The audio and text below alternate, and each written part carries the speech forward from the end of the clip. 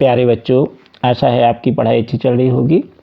आप 8th grade अभ्यास पुस्तिका भी भर रहे होंगे, साथ ही प्रतिभा पर्व अर्धवार्षिक परीक्षा के प्रश्न पत्र भी हल कर रहे होंगे। आज हम आपको 8th ग्रेड अभ्यास पुस्तिका कक्षा 7वीं विषय गणित अध्याय 12 बीजीय व्यंजक के बारे में पढ़ा रहे हैं। अब ये बीजीय व्यंजक क्या है, तो आप जानते हैं कि वह व्यंजक जिसमें एक या एक से अधिक चर राशियां हों तो वह बीजीय व्यंजक कहलाता है। प्रश्न पहला है 4x ऋण 5y में x और y के संख्यात्मक गुणांक निकालिए। तो संख्यात्मक मतलब उसमें जो भी संख्या है उसका गुणा है वही उसका संख्यात्मक गुणांक होगी।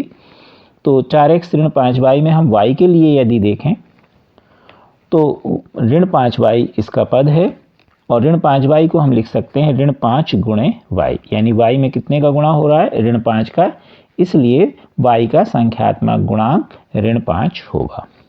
अब 4x में देखें तो 4x के पहले कोई चिन्ह नहीं है, मतलब धन का है। किसी भी व्यंजक के पहले पद में जब कोई चिन्ह ना हो तो वह धन का चिन्ह पढ़ा जाता है। तो वास्तव में x में धन 4 का गुणा है, अर्थात 4 का गुणा है, इसलिए x का जो गुणांक होगा वह 4 होगा। इस तरह से आप संख्यात्मक गुणांक निकाल सकते हैं। नेक्स्ट प्रश्न है निम्न कथन के लिए बीजीय व्यंजक प्राप्त कीजिए। संख्या x और y के गुणनफल में से उनके योग को घटाइए। तो जो x और y है उनका गुणनफल हम किस तरह लिखेंगे, x y के रूप में। x और y का योग कैसे लिखेंगे, x धन y के रूप में। अब इनको घटाना है, गुणनफल में से योगफल को घटाना है। तो गुणनफल है x y ऋण योगफल है x धन y, तो हम कोष्टक में लिख देंगे x धन y। तो हमारा उत्तर आया x y ऋण कोष्टक में x धन y। प्रश्न तीसरा है 11ab में से 5ab को घटाइए। तो हम लिखेंगे 11ab ऋण 5ab। अब ध्यान से देखिए दोनों पदों में ab है तो हम ab को सार्वभौमिक ले लेंगे। तो कोष्टक में आ जाएगा 11 ऋण 5। 11 में से 5 आप घटा के जानते हैं तो बचेगा 6। तो उत्तर आ गया 6ab। अगला प्रश्न है 3 मिलीमीटर में से ऋण 5 मिलीमीटर को जोड़िए। तो सबसे पहले हम 3 mm लिख देंगे, धन का चिन्ह लिख देंगे और कोष्टक में लिख देंगे ऋण 5 mm। अब मिलीमीटर दोनों में है mm, तो हम सार्वभौमिक ले लेंगे।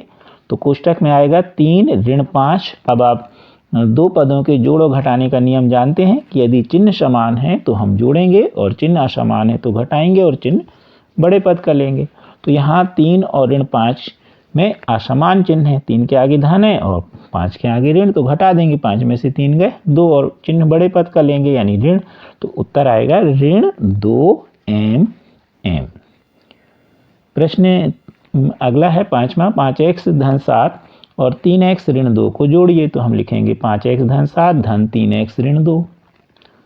अब समान पदों को हम एक साथ लिखेंगे। अब समान पद क्या है, जो संख्या है उसको हम अगर छिपा लें तो उसके बाजू में यानी दाहिनी तरफ आपको चर दिए होंगे, एक चर भी हो सकता है, दो भी, या जो भी हो।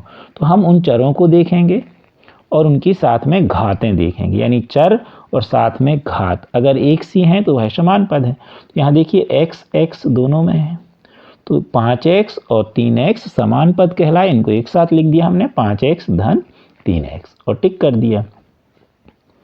अब लिखा हमने धन 7 संख्या है तो संख्या को संख्या के साथ लिखा हमने ऋण 2।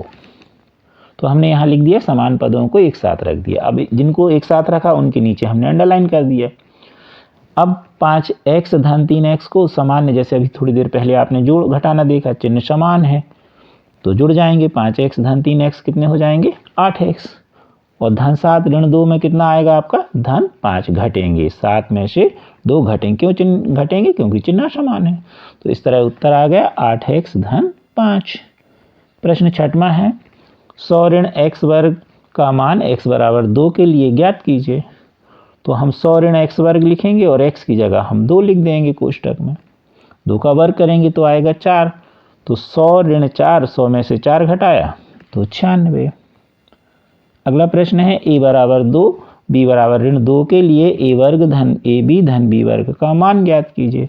यहाँ पर यह जो घात 2 की होती है इसे हम हिंदी में वर्ग पढ़ते हैं और अंग्रेजी में स्क्वायर पढ़ते हैं।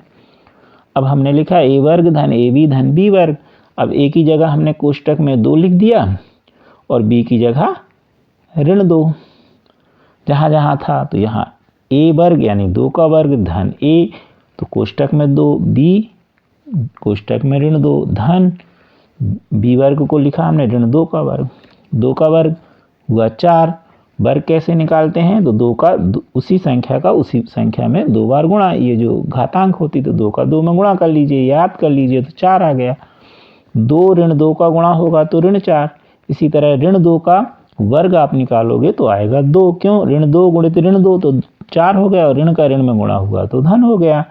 तो इस तरह हमारा यहाँ पर आया 4 ऋण 4 धन 4। अब 4 ऋण 4 कट जाएंगे तो उत्तर आएगा 4। अगला प्रश्न हम देखें, 5x ऋण 10 में ऋण x वर्ग धन 10x ऋण 5 को घटाइए। तो हमने लिखा 5x ऋण 10। अब जब भी घटाना हो तो जो भी दूसरा वाला पद है उसको कोष्टक में लिखना है, ये आपको याद कर लेना है।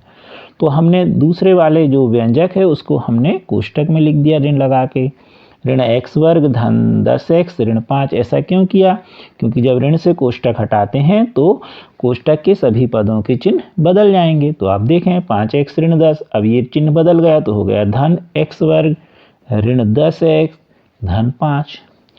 अब अभी थोड़ी देर पहले हमने बताया कि समान पदों को हम एक साथ लिखेंगे, तो 5x के जैसा आपको कौन दिख रहा है, ऋण 10x, तो हम 5x ऋण 10x लिख देंगे। अब लिखेंगे ऋण 10, टिक कर लीजिए, आप इसको टिक कर लीजिए और इसको, अब आएंगे ऋण 10, संख्या है तो संख्या कहाँ लिखी 5, तो धन 5 लिख देंगे, तो ये भी टिक कर लीजिए। अब बचा धन x वर्ग, इसके जैसा कोई नहीं है तो ये ज्यों कहते हैं। अब क्या करेंगे, समान पदों को एक साथ रख दिया। अब आप इसके नीचे अंडरलाइन कर लीजिए 5x ऋण 10x के नीचे, और किसके नीचे, ऋण 10 धन 5 के नीचे, ये एक जैसे हो गए। अब 5x ऋण 10x घटेंगे क्योंकि चिन्ह समान है, तो कितने बचेंगे, ऋण 5x। अब ऋण 10 धन 5, ये भी चिन्ह समान है तो घटेंगे, तो कितने बचेंगे, ऋण 5 और धन x वर्ग ज्यों कहते हो। अब जब मानक रूप में लिखते हैं तो बड़ी घात फिर छोटी, यानी हम आरोही क्रम में घातों को रखते हैं। तो यहाँ पर x वर्ग है, बड़ी घात है x पर, तो हम इसको लिखेंगे, फिर x पर 1 की घात यानी ऋण 5x को लिखेंगे, फिर ऋण 5 को। तो ये मानक रूप में आप ऐसा भी लिख दोगे तो भी आपका उत्तर सही है।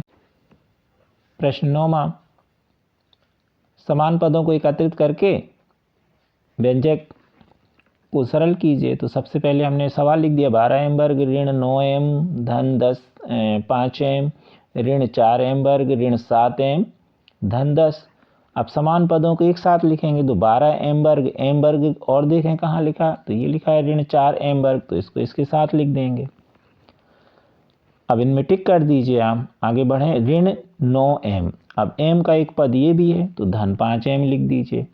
एक और है ऋण 7m, तो इसको भी लिख दीजिए। तो हमने m वर्ग के एक साथ लिख दिए, m के एक साथ लिख दीजिए, सब में टिक कर लीजिए। अब संख्या का केवल एक पद है धन 10, तो धन 10 लिख दीजिए। इस तरह हमने समान पदों को एक साथ लिख लिया। अब जोड़ घटाना का नियम लगा दीजिए, 2 पदों को लेके करिए। आप छोटी कक्षा में हैं तो ज़्यादा अच्छा रहेगा, स्टेप भले बड़े होंगे लेकिन गलती नहीं होगी। 12m वर्ग ऋण 4m वर्ग, चिन्ह समान है, घटेंगे, 12 में से 4 गए तो धन के बचेंगे 8m वर्ग। अब यहाँ 3 पद, तो पहले 2 ले लीजिए, ऋण 9m धन 5m, तो आपके पास कितने बचेंगे, ऋण 4m और ऋण 7m साथ में लिख दीजिए, धन 10 ज्यों कहते हो। अब यहाँ पर फिर ये 2 पद हो गए तो 8m वर्ग ज्यों कहते हो। अब इनके चिन्ह समान हैं, जुड़ेंगे तो हो जाएंगे ऋण 11m धन 10। तो इस तरह हमारा उत्तर आ गया 8m वर्ग ऋण 11m धन 10। अब देखें हम प्रश्न 10वां, 3x ऋण y धन 11 और ऋण y ऋण 11 के योग में से आपको 3x ऋण y ऋण 11 को घटाना है। तो पहले हम इन दोनों को जोड़ के लिख दें, 3x ऋण y धन 11। अब इसको जोड़ेंगे तो धन कोष्टक में ऋण y ऋण 11। अब घटाएंगे हम इस वाले को, तो यहाँ लिखेंगे ऋण और कोष्टक में लिख देंगे हम 3x ऋण y ऋण 11, क्योंकि घटाने पर कोष्टक में लिखते हैं, हम आपको बता चुके हैं। तो अब इसको हम पहले वाले को तो ज्यों कहते हैं लिख दिया, 3x ऋण y धन 11। अब यहाँ पर जब धन से कोष्ठक हटाएंगे तो चिन्ह नहीं बदलते, तो ऋण y ऋण 11। अब यहाँ पर ऋण से कोष्ठक हटाएंगे, चिन्ह बदलेंगे प्रत्येक पद के, तो ऋण 3x धन y धन 11। अब समान पदों को हम छांटें, तो सबसे पहले हम 3x लिखेंगे। अब x का पद और देखिए, तो एक ये है ऋण 3x, तो इसके साथ लिख दीजिए, टिक कर दीजिए।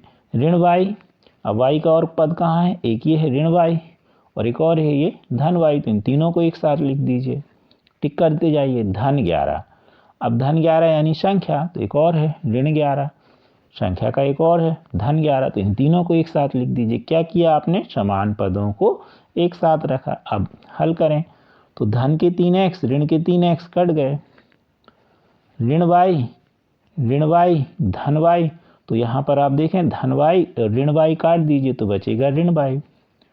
अब धन 11 ऋण 11 ये भी कट गए, बचा धन 11, तो उत्तर हो गया ऋण y धन 11। तो समान पदों को आप रखना पहले सीख लीजिएगा जैसा हमने आपको बताया।